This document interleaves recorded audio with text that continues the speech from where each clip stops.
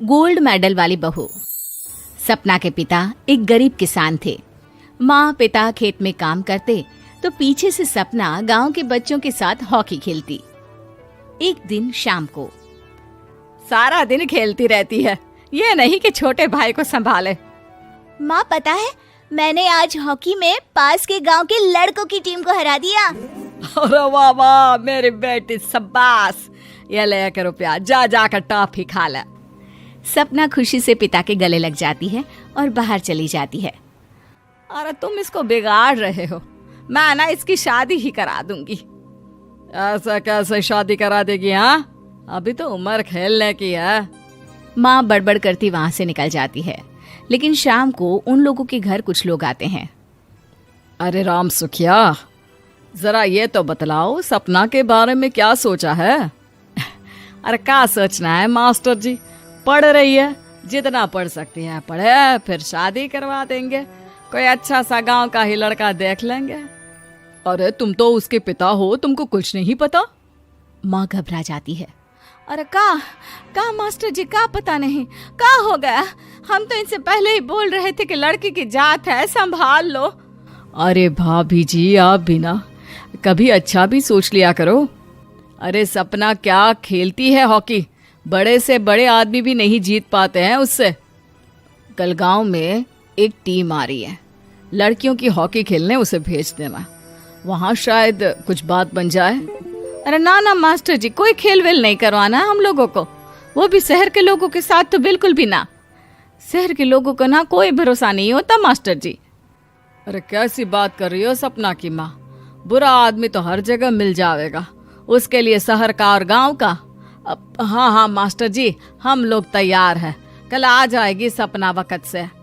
माँ के लाख मना करने पर भी पिता सपना को हॉकी टीम के लिए भेज देते हैं। शाम को सपना वापस आती है, लेकिन लट के मुंह से। और क्या हो गया, मार खाई हो का? कौन मारेगा हमें? कोई मार वार खाकर नहीं आए। अरे फिर शकल पर 12 क्यों बजे हैं, बताओगी?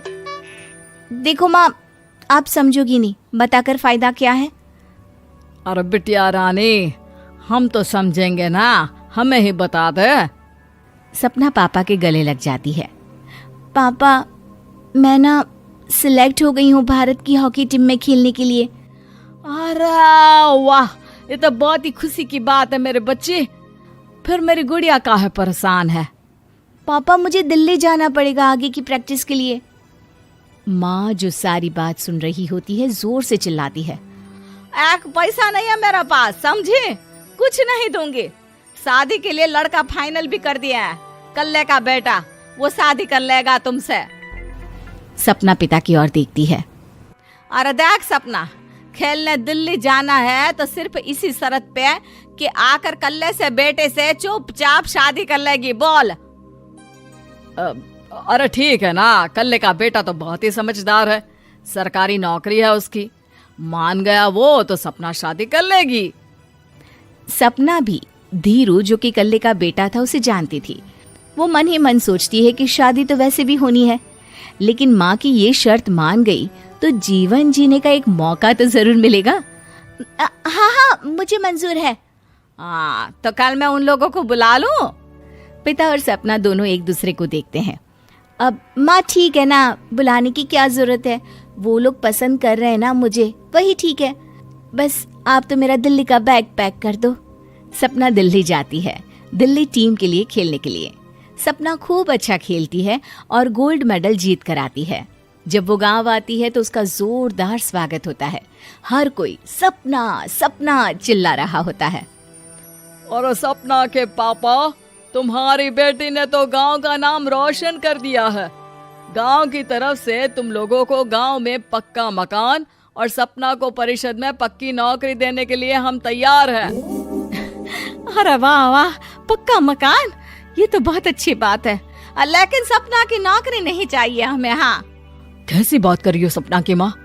लड़की की नौकरी रहेगी तो अपने पैरों पर खड़ी रहेगी, किसी के आगे झुकने की जरूरत ना पड़ेगी। अरे चुप रहो, हम तो नौकरी ना करते हैं, पर मजाल है कि किसी के आगे झुके हो। ना ना, हमारी बेटी नौकरी नहीं करेगी। पिता लाख समझाते हैं लेकिन माँ नहीं मानती। और फिर वो दिन भी आ जाता है जब सपना को अपने कहे अनुसार लड़के से शादी भी करनी पड़ती है। ससुराल में। ए बहू, तू रोज रोज सुबह कहाँ जाती है? घर का सारा काम निपटा कर कहाँ भागती है? माँ का घर तो पास ही है, वहीं निकल जाती है क्या? नहीं माँ जी, मैं हॉकी खेलने जाती हूँ, मुझे खेलना पसंद है। खेलना पसंद है? अरे कैसी बात कर रही है बहू, शादी के बाद तो कोई लड़की खेलती फैलती नहीं है, वो घर का काम काज देखती है। सपना कुछ नहीं कहती। वो एक रोज कमरे में अपनी अलमारी ठीक कर रही होती है कि तब सुनो, वो जो लटक रहा है ना, क्या बोलते हैं उसे? मेडल।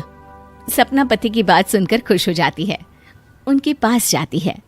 मैं सोच ही रही थी कि तुमने कभी पूछा क्यों नहीं। ये मेडल है, मैंने जीता है, पता है, हॉकी में। बड़ा मैदान, बहुत से लोग, 2 टीम और फिर शुरू होता है जुनून।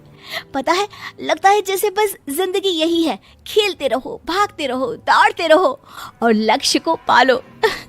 सुनो ना, मैं ना भारतीय टीम के लिए खेलना चाहती हूँ। माँ,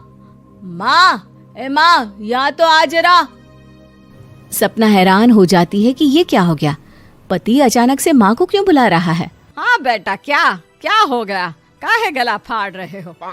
माँ, ये सपना क्या कह रही है? अरे बीवी तो बोलती ही रहती है बेटा, लेकिन क्या हो गया, चिल्ला क्यों रहे हो? ऐसा क्या बोल दिया इसने?